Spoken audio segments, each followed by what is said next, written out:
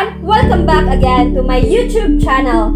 And for today's discussion, let's tackle about primitive communism and egalitarian society. Without further ado, let's start. We have here the lesson outcomes. At the end of this lesson, we will be able to define what is primitive communism, its characteristics, the Marxist theory, and also we define the egalitarian society, its origin, as well as the economic feature in egalitarian society and the modern egalitarianism theory. And now, let's move on to the primitive communism. From the word primitive, it is a primary or a first stage. The definition of primitive communism refers to the collective right to basic resources, the absence of hereditary status, and the egalitarian relationships that preceded exploitation and economic stratification in human history.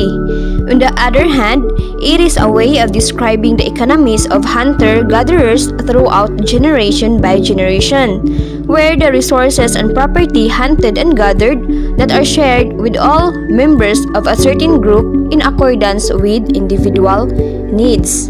And now, let's move on to the origin of social communism. In political and social sciences, communism came from the Latin word communis, means common or universal. It is a philosophical, social, political, economic ideology and movement whose ultimate goal is the establishment of the communist society, which is a socio-economic order structured upon the common ownership of the means of production and the absence of social classes, money, and the state. Otherwise, communism serves as a political system that based on the collective ownership of the production of goods, as well as to rejects individual ownerships of industry and promotes the manufacture of goods in order to satisfy the basic needs of the economy and the people. At this juncture, we will proceed to the history of primitive communism. According to Karl Marx and Engels were inspired by Lewis Henry Morgan's description of communism and living that characterized the Iroquois nation of North America, the speculative evolutionary history by Lewis highlighted the liberty and equality among the ancient people that was evident in the family setting of the Iroquois nation. Engels transformed this idea into an evolutionary theory with a publication, The Origin of the Family, in 1884. According to Engels, he writes and develops from the faring family, as we have already shown during the time of transition from the middle to the higher stage of barbarism. Also, he argued that transition from traditional modes of production to subsequent production involved a change of production for domestic or family use to production for sale or exchange, and a transformation from communal family relations to an individual family as the main economic unit. And this relationship serves as the domain and mainstream to Marx and Engels as they expanded the use of communism to include not only hunters and gatherers but also subsistence agricultural communities. We have also here the following characteristics of primitive communism. First is full democracy. This is because about all members of the society had to make decisions to arrive at the solution regardless of their success. On the other hand, the nation where civil liberties and fundamental political freedoms are not only respected but also reinforced by a political culture conducive to the thriving of democratic principles. Second will be the lack of specialization, because all people in the society are supposed to do all jobs together, include tool making, gathering fruits, preparing shelter, and hunting. Furthermore, people or the worker provoke a risk of disruptions to production's process because they are lack of experience, wherein they will become structural unemployment due to the occupational immobility. The third one will be the absence of exploitation. The communal societies has neither exploiters or exploited. Yes, exploitation will diminish by taking advantage of someone or a group of people in order to profit from them or otherwise benefit oneself. Through the absence of workers, they will possess where they tend to work under very poor conditions. The next will be the shifting cultivation. Means that the same plots of land are not cultivated for long and that cultivators move from one plot to another. The primitive economic organizations were of the subsistence type, that is, they fall into the broad category of production-consumption economies. One important reason for this is the absence of technological aids in their attempts to exploit nature, as is illustrated. The decreasing yield of land as a result of continuous cultivation can be counteracted through proper maturing, but maturing represents a rather advanced scientific level of cultivation where the farmers cultivate the land in order for them to raise a better agricultural economy or produce some products. The next characteristics will be the hunting and gathering. Hunting-gathering societies hunt animals and gather plants as their means of survival. Hunter-gatherers move about a great deal in search of food, but they cover only a small area because their food sources are so limited. Usually, men were hunting and women were gathering. In contrast to agricultural societies, which rely mainly only on domesticated species, although the boundaries between the two are not distinct. Next is no economic surplus. All productions was for keeping members of the societies alive on daily basis. In mainstream economies, without economic surplus, both consumer and producer benefit the certain product accordingly because they are differ in one another. We have also here low level of development. This is because there was no surplus. And yes, due to the low-income countries confronting severe structural impediments to sustainable development, because they are highly vulnerable to economic and environmental shocks and have low levels of human assets. Another characteristic is no private ownership. Means of production such as land, tools, and weapons belong to the community. Yes, because social and economic doctrine that calls for public rather than private ownership or control of property and natural resources, individuals do not live or work in isolation but live in cooperation with one another. Furthermore, everything that people produce is in some sense a social product, and everyone who contributes to the production of a good is entitled to a share in it. The last one will be the shared property. This is no concept of ownership beyond individual possessions. This is your share, your capability to hold an assets, being benefited without any concerns, wherein you will no longer pay any rent, otherwise it is only the charges you may apply. Now, let's move on to the evolution of primitive communism. The rise of social class society has changed the human history, as well as the communal ways of organizing society have also changed. Humans have moved from a society of equality and communal living to one characterized by oppression and exploitation. The agricultural revolutions around the world have transformed most hunter-gatherers to farmers. The need for a political structure to advance the affairs of the communities has brought about significant changes to communal leadership and decision-making. This shown how people tend to move forward and adopt another way of environment living, from primary revolution as well as the development being predict. The next being highlighted will be the Marxist theory of primitive communism. According to Karl Marx's initiative drive to create the basic tenets of communism began in the middle of the 19th century as he observed the existing capitalist system being used as a tool by the bourgeois to enslave the working class or proletariat. He believed that capitalism was an antiquated system that fed on the working class and increased the gap between rich and poor. Capitalism, in Marx's eyes, contributed to the degradation of society and needed to be replaced. On the other hand, primitive communism was a concept put forward by Karl Marx. He proposed that the traditional hunters and gatherers were based on egalitarian social relations and common ownership. As a result, the primitive communism stage most likely began after the dawn of humanity itself, at the stage where the fire is developed and the communal living therefore becomes more convenient. In this stage, humanity does not differ from any other animal group, in that it has not yet found ways to bend nature to its will. Moreover, the ancient communal and state ownership, which proceeds especially from the union of several tribes into a city by agreement or by conquest. During this stage, the concept of private property begins to develop. With the development of private property, we find here for the first time the same conditions which we shall find again only on a more extensive scale. While on his known tome, the Communist Manifesto published in 1848 and written with Friedrich Engels, sought to outline the basic faults of capitalism and educate readers on the principle of communism.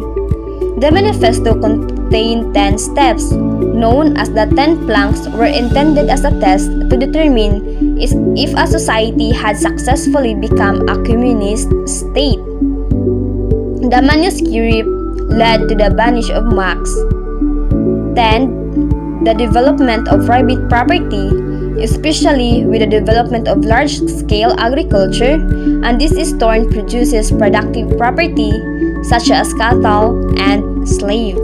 And now let's proceed to the social class in communism. The members of the Communist Party are supposed to make the working class realize that the capitalists exploit them and get them to revolt.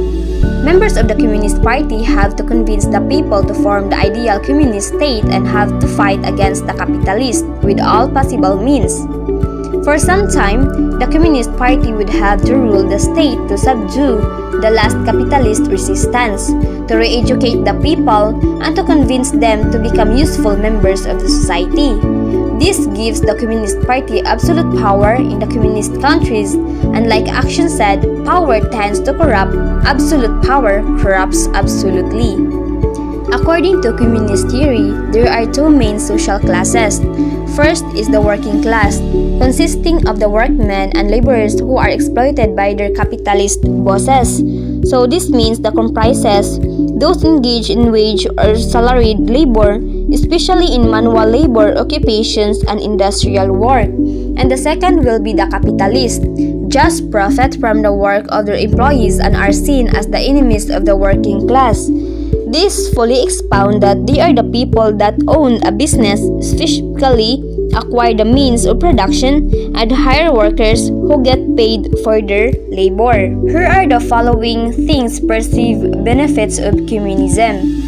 First is, theoretically, a communist society promotes the equality of all people. So these classes do not exist in a communist system, and therefore, all citizens are equal. This eliminates the class struggle that Marx believed caused numerous conflicts including shortages and war. The second will be the communist ideology seeks to eliminate child labor and encourage education for everyone. And yes, it is provoked that each child is entitled to an education under communist principles.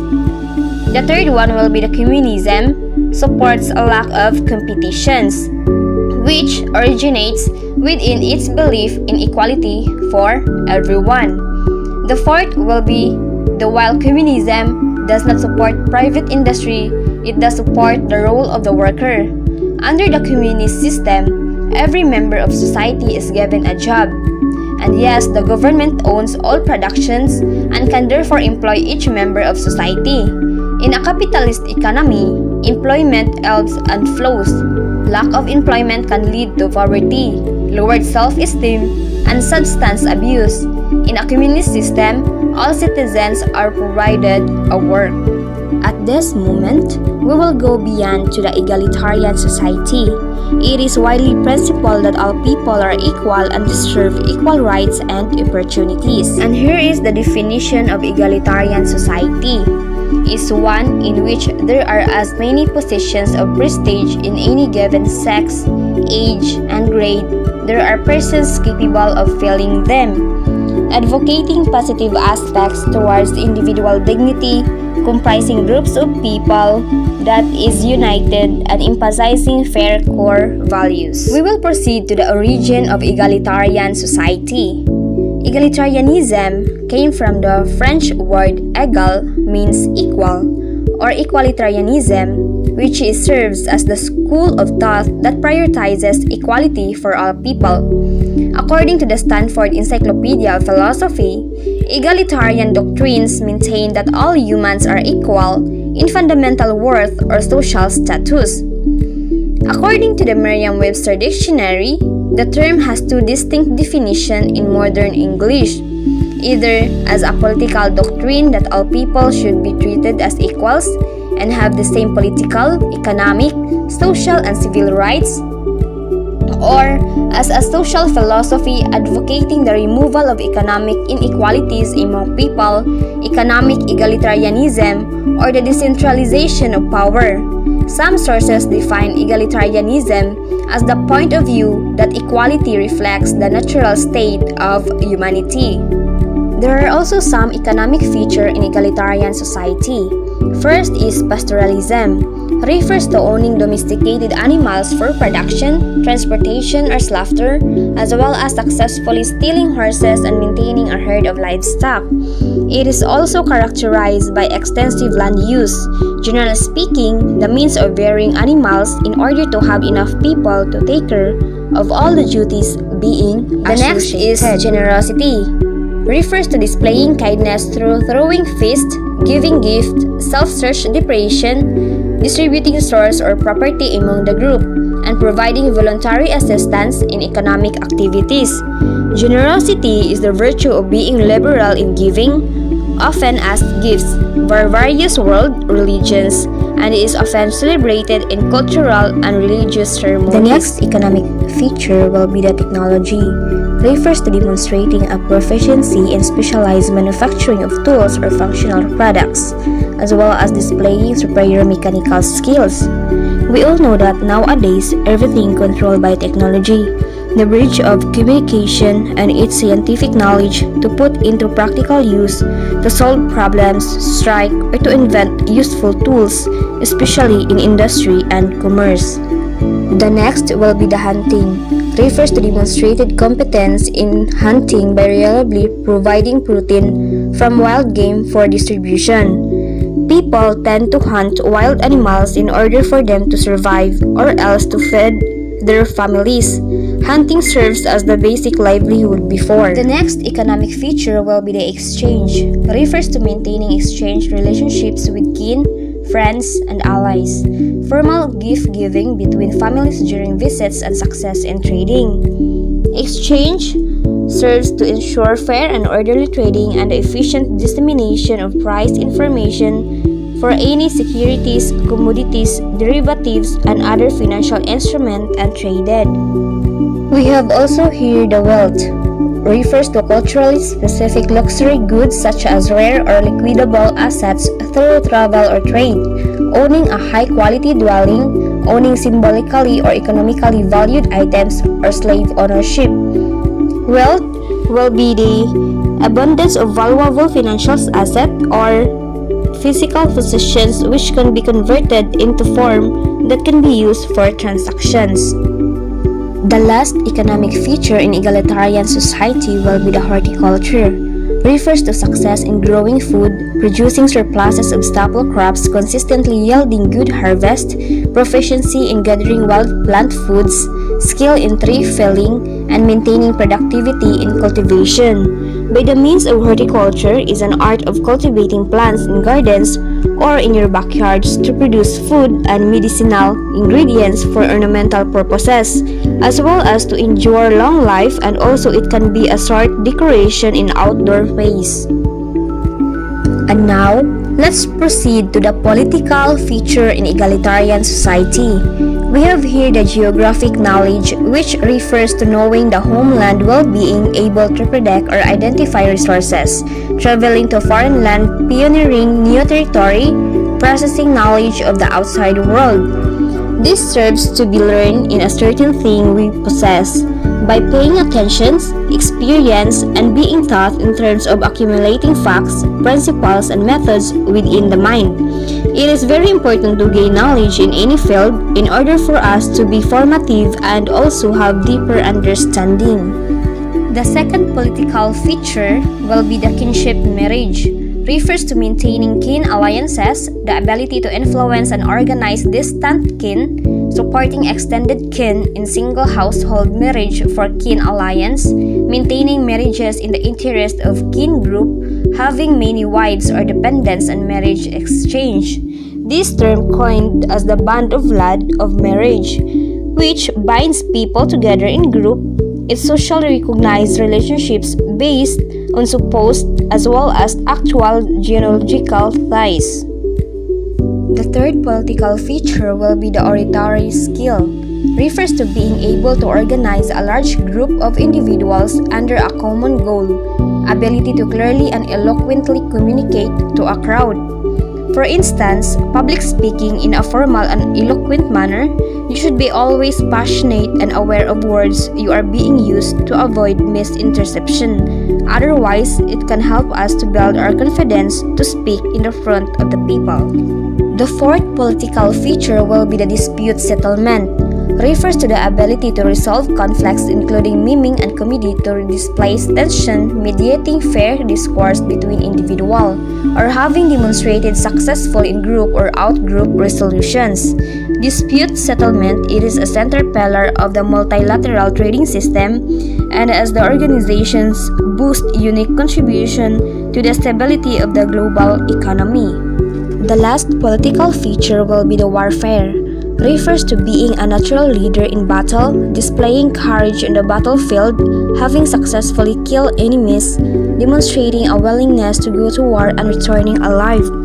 To be understood in an actual, intentional, and widespread armed conflict between political communities, and therefore is defined as a form of political violence and intervention, and to be a leader in a community or a certain country, you will be a hero where you will be served your life today individuals.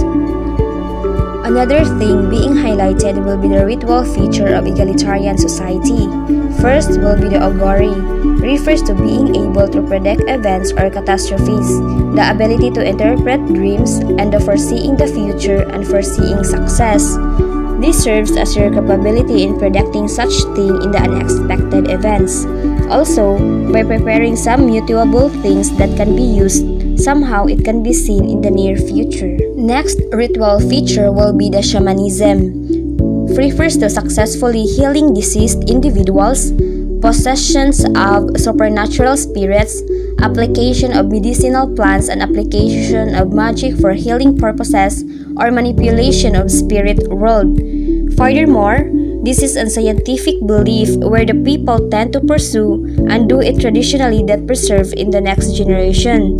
Involves religious practices that interact with a spirit world through altered state of consciousness such as trance. Another ritual feature of egalitarian society will be the ceremony. Refers to displaying ritual leadership or experience, completion of initiating ceremonies associated with puberty of age set requirements, completion of cultural ceremonies related to the situation or needs, membership in elite or secret societies, or the ability to transfer ritual or ceremonial knowledge. For instance, it is a ritual action or event performed with ritual significance to honor and acknowledge. It can be formal, informal, casual, elaborate, simple, sacred, or healing. We have also here the different personality feature of egalitarian society. First will be the self-control. Refers to maintaining reservations and control through tense situation, not displacing anger, taking a peaceful approach to many situations, and actively avoiding conflict. Having this personality helps us to regulate and alter our responses in order to avoid undesirable behaviors, increase desirable ones, and achieve long-term goals. This can be important for health and well-being. Another personality feature, well-being aggressiveness, refers to the ability to express opinion ideas vehemently when necessary, being able to express discontent without reservation, and gaining respect through aggressiveness displays. This is an initial actions we did to express our side violently, without knowing the fact that can cause unnecessary result that might lead us being warned. Another personality feature of egalitarian society is being intelligence, being quick-witted and able to make good decisions on the spot, being knowledgeable on a variety of subjects, and displaying contextual knowledge or educational knowledge. This is a broad personality to define, but it focuses in such capacity for understanding, self-awareness, learning, emotional knowledge, reasoning, and problem solving. In general, it is our ability to construct ideas in the purpose of shaping the real-world environments. At this moment, we will proceed to the modern egalitarianism theory, a theory that rejects the classic definitions of egalitarianism as a possible achievement economically, politically, and socially. In essence, the immense gains people receive from trading with each other arise because they are unequal in characteristics and talents. These differences may be innate or developed so that people can gain from trading with each other. Therefore, modern egalitarianism theory or neo-egalitarianism outlines that if everyone had the same opportunity cost, then there would be no comparative advances and no one would gain from trading with each other. It contemporary sense that having equal rights to possess in accordance to emphasize our value as human being in this space of world. The term egalitarian seems often used to refer to a position that favors for any of a wide array of reasons. Moreover, is a greater degree of equality of income and wealth across persons than currently exists. I think that's all for today's educational vlog. I hope you will learn something new. Thank you for watching and listening. God bless.